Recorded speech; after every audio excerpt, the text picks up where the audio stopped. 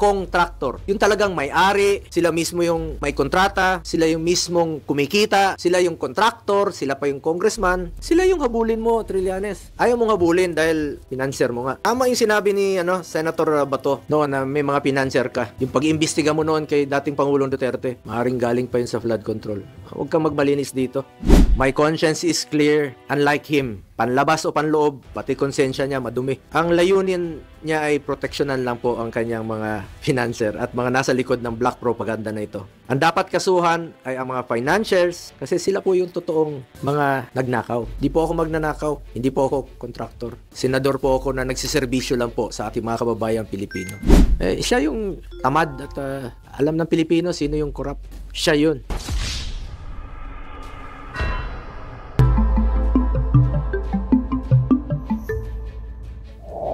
I have been expecting this complaint, and now we are in the proper forum to prove the baselessness of his allegations. I now have the opportunity to answer him point by point before the Ombudsman and not on media anymore. I will cooperate with the investigation and abide by its legal processes. The truth will be revealed and believe that justice and fairness shall prevail. I hope that the Ombudsman will be fair. Ulitin ko lang po, I am one with the Filipinos. I am one with the Filipinos in this crusade against corruption. Kasama niyo po ako. Labanan po natin ang korupsyon.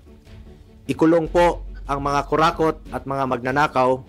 Ikulong na ang mga buhaya, kasuhan, at ikulong na ang mga buhaya at mga mastermind.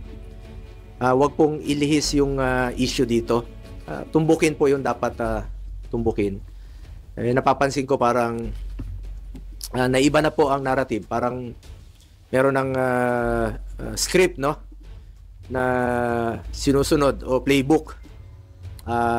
As a Filipino, I am urging the ICI, the Ombudsman, and the DPWH to seek the truth. Tumbukin lang po yung katotohanan. Maniwala kayo o sa hindi, pag nagkamali kayo dyan, mas gugulo po ang bayan. Magulo na po ngayon, mas gugulo po ang bayan. Magagalit po ang tao niyan, magulo talaga ito. Pakiusap ko lang po muli, tumbukin lang po yung katotohanan. Seek the truth, not the script. If there's any. Ito ay isa po itong diversionary tactic para ilihis ang atensyon ng taong bayan sa tunay na mga issue. Klaro naman eh. Kahapon nga lang, nabanggit ni former Governor Chavit Singson. Another diversionary tactic. Ang talamak po ngayon na korupsyon, talamak ang korupsyon ngayon sa kasalukuyang gobyerno. At ang dapat talagang panagutin, ang totoong issue. Ano bang totoong issue ngayon? Diba ang flood control scandal?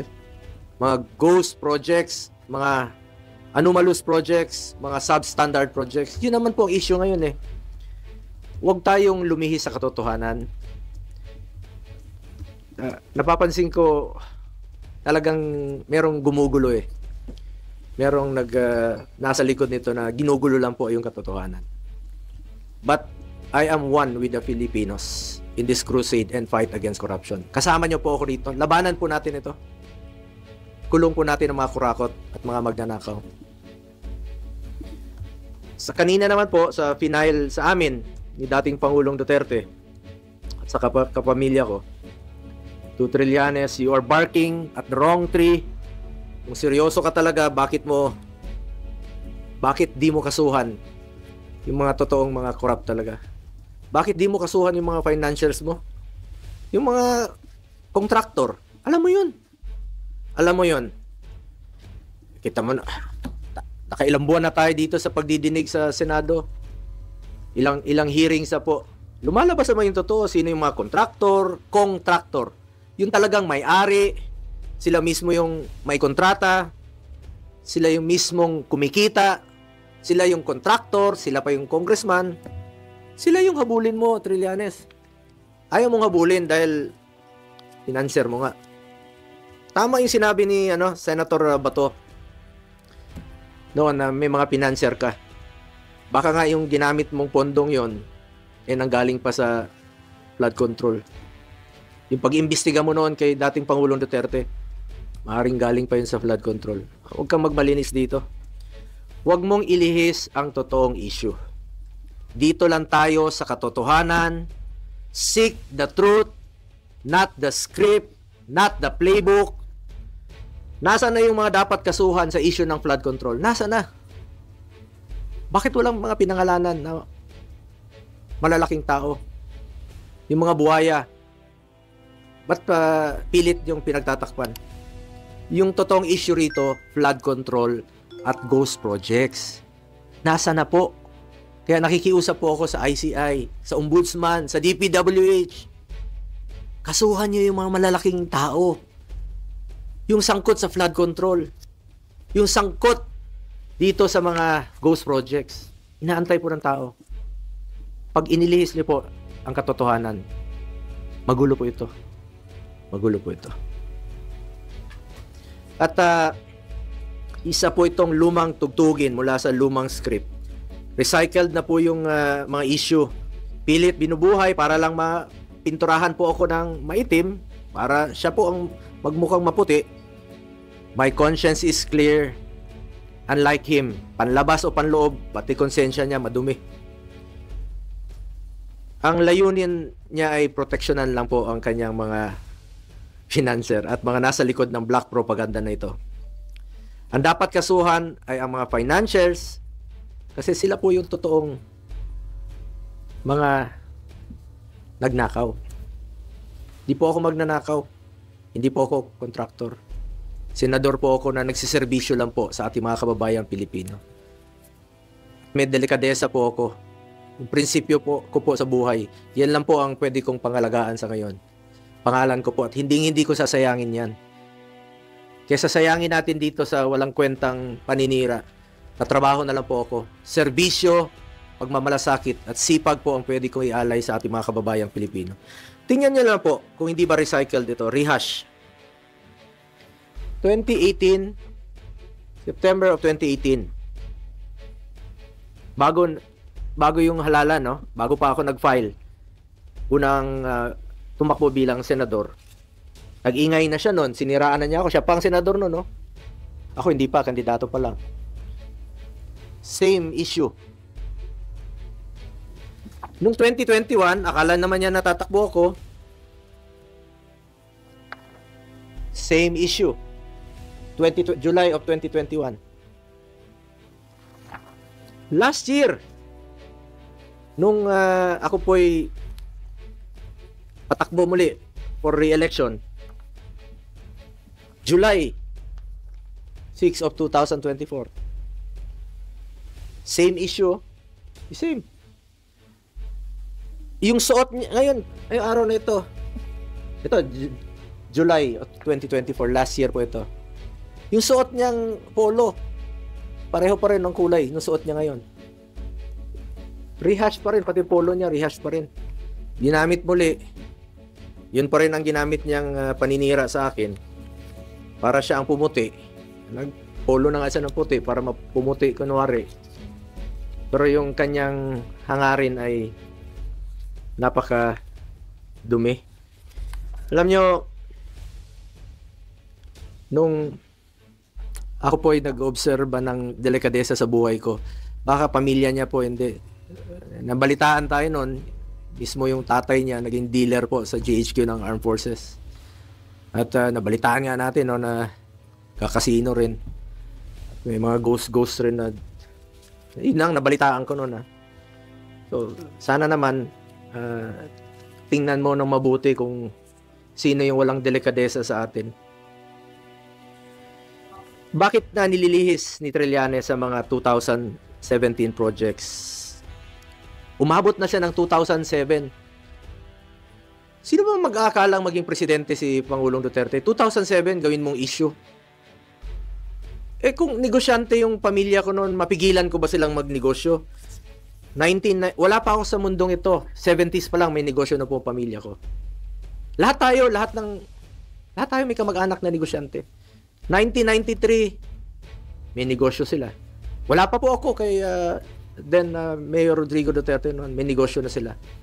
Pero noong 1998, at isa po sa aking naging kondisyon nung nagtrabaho po ako kay Mayor Duterte, sabi ko, pag pumasok po ng City Hall, yung kamag-anak ko, I will resign.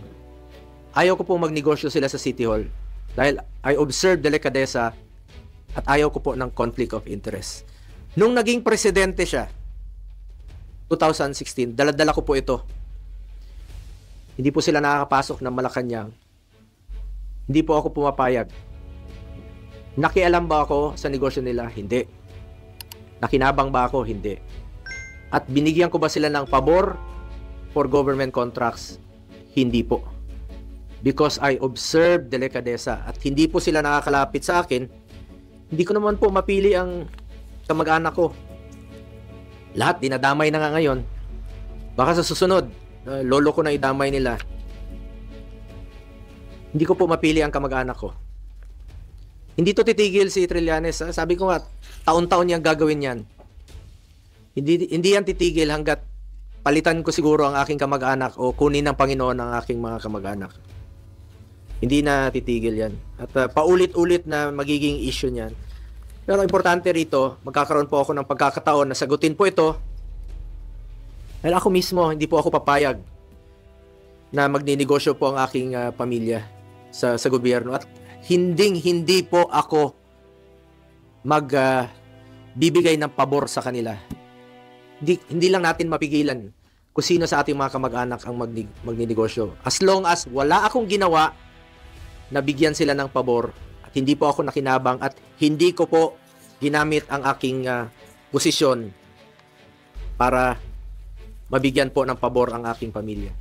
Ginamit ko lang po ang aking posisyon sa pagsiservisyo, pagmamalasakit at pagtulong po sa ating mga kababayang Pilipino.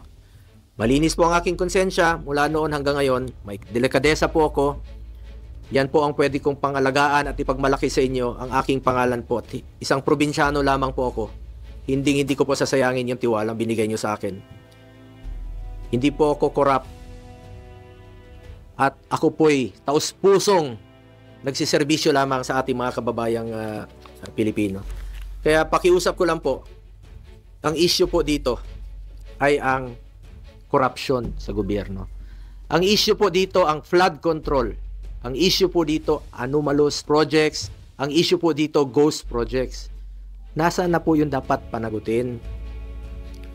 Inaantay po ng ating mga kababayan. Ayoko na pong aksayahin yung panahon. Sayang yung oras natin dito. Sana makapagtrabaho na tayo. Mahalaga sa akin ang trabaho, ang serbisyo, at ang kapakanan ng mga Pilipino. Alam naman po ng taong bayan kung sino po yung nagtatrabaho. At alam po ng taong bayan kung sino po yung nagsasabi ng totoo. Ako, sipag, more serbisyo at malasakit ang pagtutuunan ko ng pansin.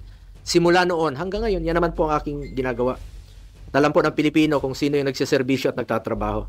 Nasa Pilipino na po yan kung kanino po kayo maniwala. Nasa sa inyo na po yan.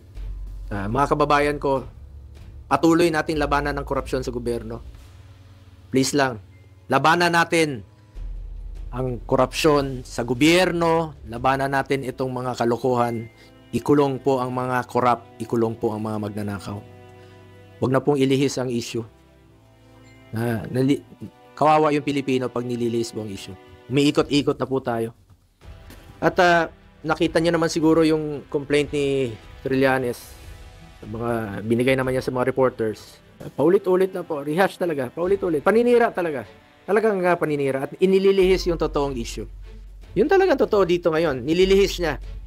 Paulit-ulit lang. The same mo, sabi ko nga, 4 na taon na. 2018, 2021, 2024, 2025. Pareho lang yung complaint niya. Na-file na po niya ito last year. Tapos na po eleksyon. Nanalo na nga po ako. Naging number 1 pa. Salamat at mas naniwala kayo sa akin kaysa kay Trillanes. At hindi ko po sasayangin yung tiwalang binigay niyo po sa akin. Dahil ako naman po ito pusong magsiservisyo sa ating mga kababayang Pilipino. Siya yung tamad at alam ng Pilipino sino yung corrupt. Siya yun. Salamat po sa inyong oras at pakikinig sa akin.